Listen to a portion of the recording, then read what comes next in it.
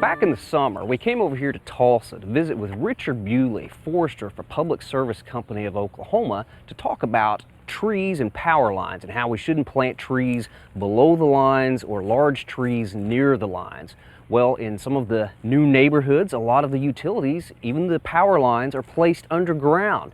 But there are still a few concerns with this new method. So we've decided to come back to Tulsa and visit with Richard again to talk about these concerns. Hey, Richard. Hi, Steve. Welcome back to my forest. It's great to be here.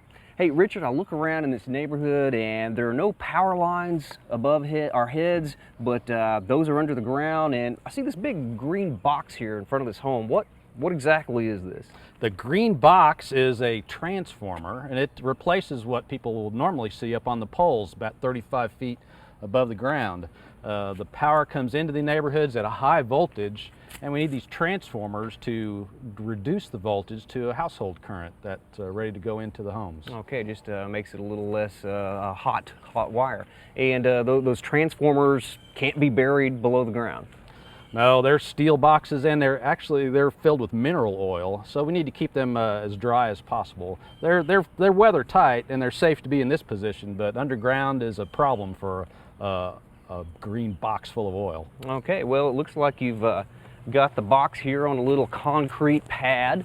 Got it set up, and we can kind of hear the humming noise there. And I understand that whenever someone wants to be doing some gardening around one of these transformers on the ground, there are some things that we obviously need to be thinking about.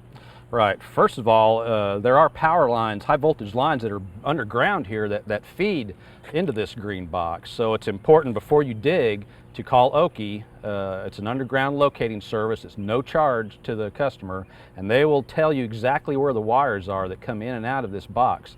You do not want to bite into one of those with a metal shovel. It's very dangerous. Call before you dig. Correct. Okay, and there are also some regulations on where plant material can be placed around the box?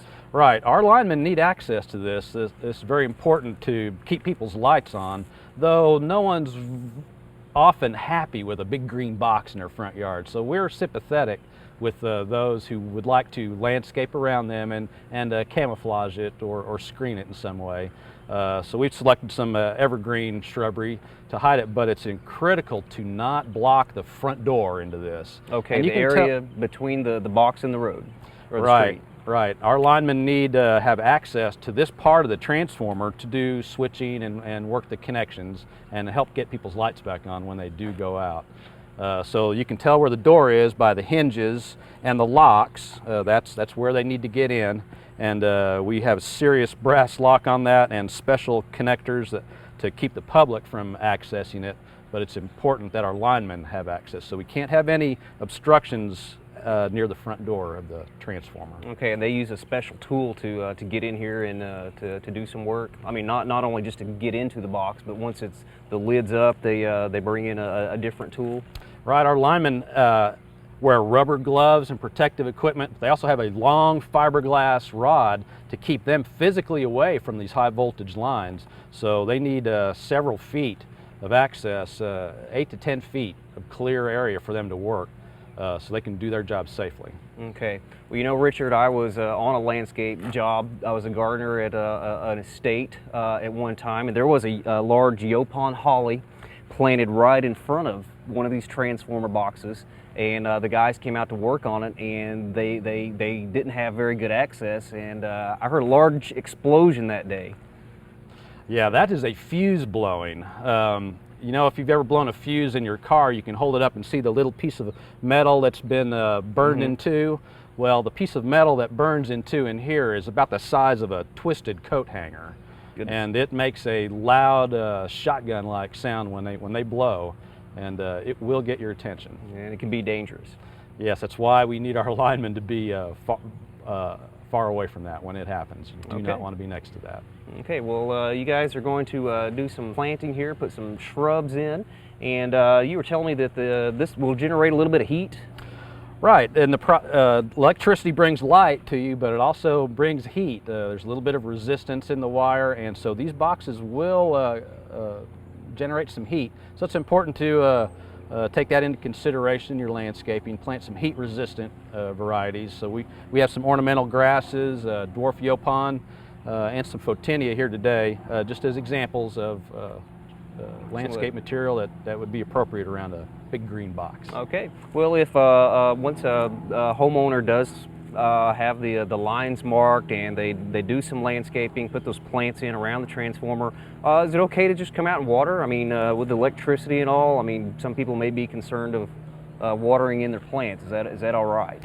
Well, these are built to be out in the weather, and all of the lines that come in and out of here are generally about 3 to 4 foot below ground, and they are in a solid casing which will protect it from the elements. So most of the landscaping folks will be doing are going to be in the upper 12, 18 inches of soil, and any watering you do will have no harmful effect on the power lines coming in and out of this. Okay. Well, Richard, back to the areas where there are still power lines overhead, and you guys do a lot of clearing of the branches and complete trees and areas. There are a number of things that the homeowner can do to save you guys time and in the end save them a little bit of money. Right. We're going to talk a little forestry here, Steve. It's plant succession. Most of the gardeners know when you turn over a patch of bare dirt, you know what's going to come in first is the weeds or the seeds that are already there. Well, it's the same thing in people's yards. Once we've changed the environment, things are going to volunteer back in there. They may be seeds lying dormant, acorns and pecans that the rodents have buried, and hackberries and mulberries that the birds have eaten and then perched on our wires and graciously planted beneath our power lines with a little bit of bird fertilizer to go with it. That's right. It's a package ready to go. Little starter charge there. Mm-hmm. And what we find is that it will rapidly populate the area that we have just exposed to sunshine. So grasses are fine and shrubbery is fine. This homeowner has crepe myrtles, there's rose of Sharon, and even some privet, which can be compatible if it's well maintained. But that attracts birds also, which are carrying those seeds with us. And if it's not maintained by the homeowner or the utility, those hackberries and mulberries eventually want to be 40, 50, 60 foot tall trees underneath 30-foot power lines, and it's a recipe for disaster. Yeah, out in our lawns, a lot of times it's not that big of a problem because we're mowing. A lot of those tree seedlings or those shrub seedlings don't get established, or they don't get to grow very much, and they're kind of taken care of. But in some place like back here in the fence row, like you said, I mean we've got a hodgepodge of those bird planted trees. I can see some hackberry right here. We've got some little mulberry seedlings right down here, and some other little mulberry trees right here. We've got I see a start of a mimosa down here, and gosh, it's sometimes hard to get back in here and to pull those out, but really important that those be treated because they can do all sorts of damage. These volunteer tree seedlings. Exactly. This is the area that I call the no-mow zone. When you get up next to the chain link fences or other structures, it's just not going to be mowed. And here we have 10 trees in a square yard.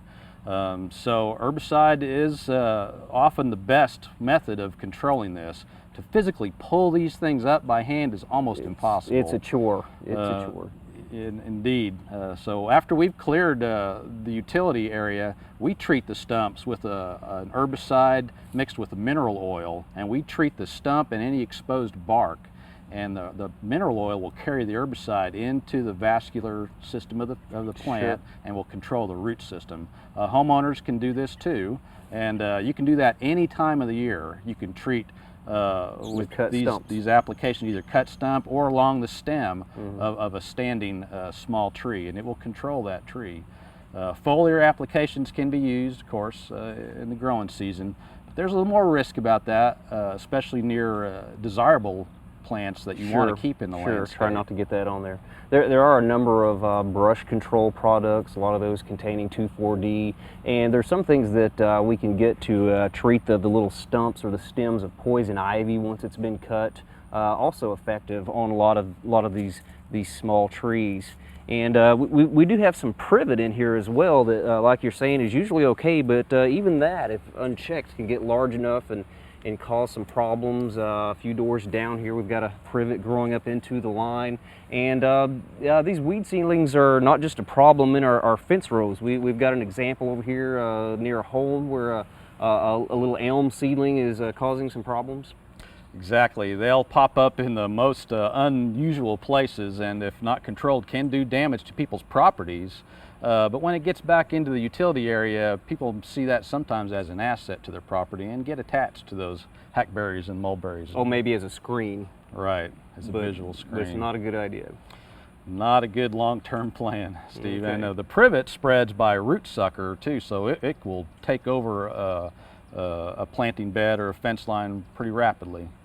Okay, so we need to get those little saplings, those little volunteer seedlings cut, treated, and keep them from growing up larger.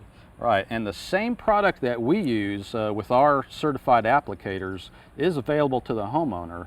If you buy a product called Poison Oak and Ivy Killer over the counter at the garden center, it's the same herbicide that we use to treat the standing brush and stumps. Okay. Good choice.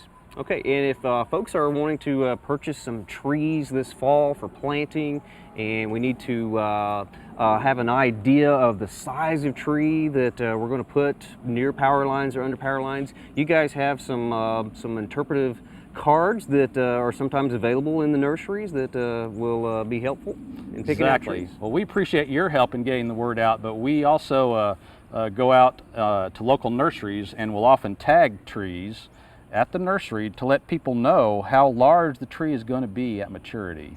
They're only head high when they buy them at the nursery. Right. But if they're tagged properly, and the nurseryman will also give you good advice too, you need to plant the right tree in the right place. Okay. Small maturing trees about 15 to 20 foot away from the nearest wire.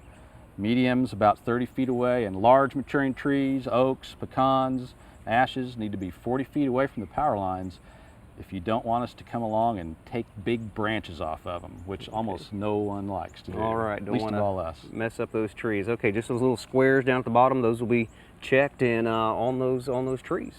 Right. We want the folks to have the good information in their hands to make a wise choice. Okay, good idea. I appreciate it, Richard. Thank you for your time, Steve. Thanks a lot.